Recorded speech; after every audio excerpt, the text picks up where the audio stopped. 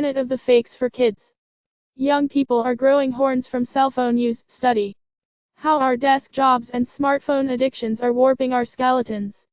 The UN wants to get everyone in the world connected. Can hackers tell what you're texting or searching just by listening? Google's Pixel 3a is the best bet for a bargain smartphone. Are smartphones turning us into monsters? In a BBC report about the changing human skeleton published last week, biomechanics researcher David Shaher of the University of the Sunshine Coast in Queensland, Australia, says he has noticed an increasingly common horn-like growth at the base of the neck, sometimes so large they can be seen and felt through the skin. I have been a clinician for 20 years, Shaher says, and only in the last decade, increasingly I have been discovering that my patients have this growth on the skull.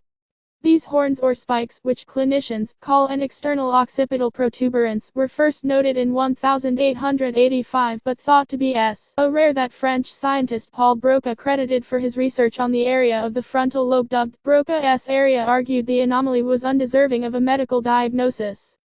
He didn't like it because he had studied so many specimens, and he hadn't really seen any which had it, says Shaher, who decided to pick up where scientists left off at the turn of the century.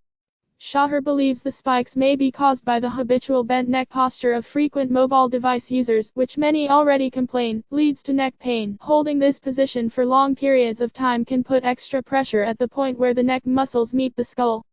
To provide added support for the head, which weighs some 10 pounds in adults, the body compensates by developing new bone, which may help redistribute the weight. In 2016, Shaher and his colleagues produced a study in the Journal of Anatomy investigating this phenomenon.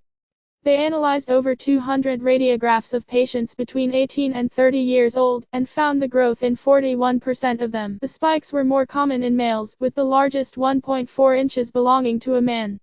Last year, Shaher broadened his research to include older generations, and found the issue was more prevalent among young people, many of whom were practically born with a smart device in their hands. Of the 1,200 total individuals in the scientific reports study, 33% of them had protrusions.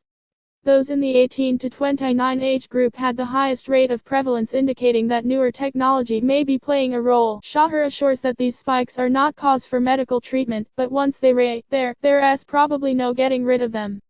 He tells the BBC, imagine if you have stalactites and stalagmites, if no one is bothering them, they will just keep growing. Like, comment, follow, share, subscribe and visit